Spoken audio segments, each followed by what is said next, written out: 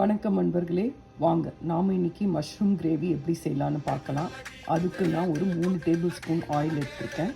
அதில் ஆயில் காஞ்சதும் கடுகும் சீரகமும் போட்டு இது நல்லா பொரிஞ்ச பிறகு 6 பல் பூண்டு நல்லா பொடியாக நறுக்கி போட்டுக்கோங்க. ஒரு பெரிய வெங்காயத்தை பொடியாக நறுக்கிக்கோங்க. ஒரு பச்சை மிளகாய், கொஞ்சம் கறிவேப்பிலை போட்டுக்கலாம். பாருங்கள், கடுகு சீரகம் பொரிஞ்சோடனே நறுக்கி வச்ச பூண்டை சேர்த்துட்டேன். இப்போது வெங்காயத்தையும் சேர்த்துக்கிறேன். இப்போ பாருங்கள், நறுக்கி வச்ச வெங்காயம், பெரிய வெங்காயம், ஒரு பச்சை மிளகாய், கொஞ்சம் கறிவேப்பிலை போட்டாச்சு. இதை நல்லா வதங்கட்டும். நல்லா வதக்கி விடுங்க. நல்லா வதங்கின பிறகு நாம் நறுக்கி வச்சுருக்க மஷ்ரூமை இதில் சேர்த்துடலாம். வாங்க, நாம் இப்போ மஷ்ரூம் கிரேவி செய்கிறதுக்கு மஷ்ரூமை நான் இந்த மாதிரி நறுக்கி வச்சுருக்கேன். வெங்காயம் நல்லா வதங்கின பிறகு நாம் இதை ஆட் பண்ணிக்கலாம். இப்போ நான் நறுக்கி வச்ச மஷ்ரூமை இதில் ஆட் பண்ணுறேன். ஆட் பண்ணிவிட்டு இதை நல்லா கலந்து விட்டுட்டு, இது நல்லா தண்ணி நீங்கள் விட வேண்டாம். ஆல்ரெடி இதுலேயே தண்ணி இருக்குது, மஷ்ரூம்லேயே தண்ணி வரும். அந்த தண்ணியிலேயே இது நல்லா வதங்கட்டும். நல்லா வதங்கணுங்க. நல்ல ஒரு பூண்டு நல்லா சேருங்க, சூப்பராக இருக்கும். நல்லா வாசனையாக ரொம்ப நல்லாயிருக்கும். அதனால் நான் ஒரு 300 கிராம் கிட்ட மஷ்ரூம் எடுத்துருக்கேன். ஒரு பெரிய வெங்காயம், ஒரு 6 பல் பூண்டு எடுத்துருக்கேன். நீங்கள் இந்த அளவுக்கு ஏற்ற மாதிரி உங்களுக்கு கம்மியாக இருந்துச்சுன்னா ஒரு மீடியம் சைஸ் ஆனியன், ஒரு 3 பல் பூண்டு எடுத்துக்கோங்க. இது நல்லா வதங்கட்டும். இதில் மஞ்சள் பொடி ஆட் பண்ணிக்கோங்க. இது நல்லா வதங்கட்டும். நல்லா வதங்கி அப்படியே சுருங்கி வரும். அப்போ உங்களுக்கு என்ன பண்ணணும்னு சொல்லு.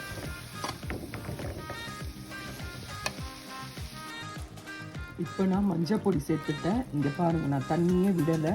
ஆனால் இதில் இருந்து பாருங்கள் எவ்வளோ தண்ணி வந்திருக்கு பாருங்கள். இதுலேயே இந்த காய் நல்லா வெந்துடும், நல்லா வதங்கி வரும். நல்லா வதங்கின பிறகு வீடியோவை ஸ்கிப் பண்ணாமல் பாருங்கள்.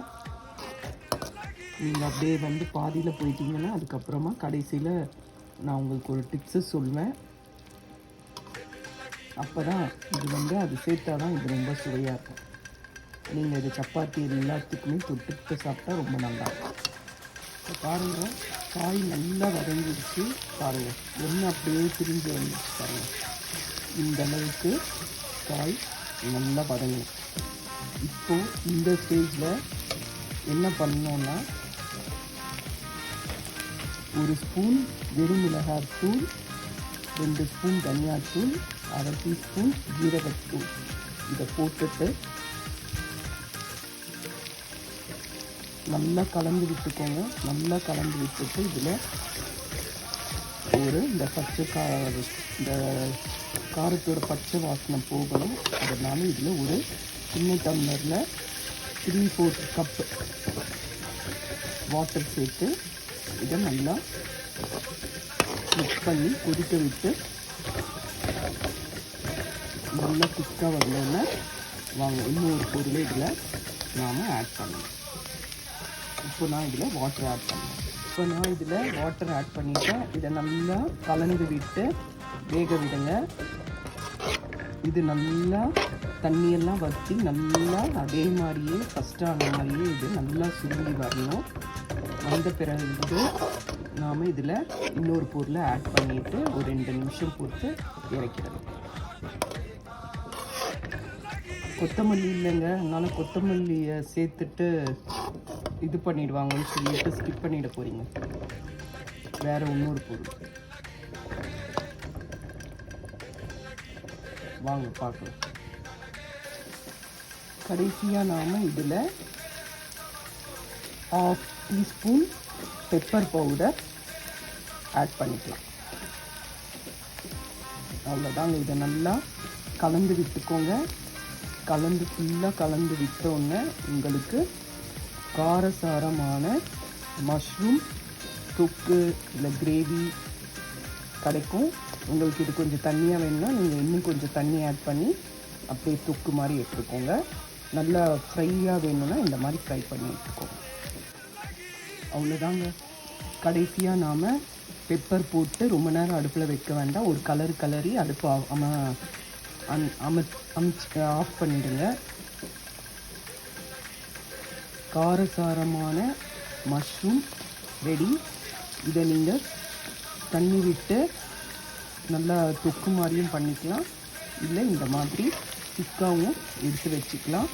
இது சாதத்தில் போட்டு சாப்பிட்றதுக்கு ரொம்ப நல்லாயிருக்கும். இதை செஞ்சு பாருங்கள். சப்பாத்திக்கும் தொட்டு சாப்பிடலாம். இதில் அதிகமான அளவு ப்ரோட்டீன் இருக்குது. நீங்கள் வெஜிடேரியனில் மஷ்ரூமில் டாலுக்கு அடுத்தபடியாக பார்த்தீங்கன்னா மஷ்ரூமில் அதிக அளவில் ப்ரோட்டீன் இருக்குது. அதனால் இதை ப்ரோட்டீன் வேணும்னு நினைக்கிறவங்க மஷ்ரூம் அடிக்கடி சாப்பாட்டில் சேர்த்துக்கோங்க. இது ரொம்ப நல்லா இருக்கும். இதை செஞ்சு பாருங்கள். நல்ல காரசாரமாக சூப்பராக இருக்கும். இதை வெறுமே ஒயிட் ரைஸில் கூட போட்டு பிசைஞ்சு சாப்பிட்லாம். ரசம் சாதத்துக்கும் சூப்பராக இருக்கும். சப்பாத்திக்கு எல்லாமே நல்லாயிருக்கும். இதை செஞ்சு பாருங்கள். செஞ்சு பார்த்துட்டு உங்களுக்கு பிடிச்சிருந்தால் லைக் பண்ணுங்கள். பாருங்கள், இதுதான் மஷ்ரூம் கிரேவி.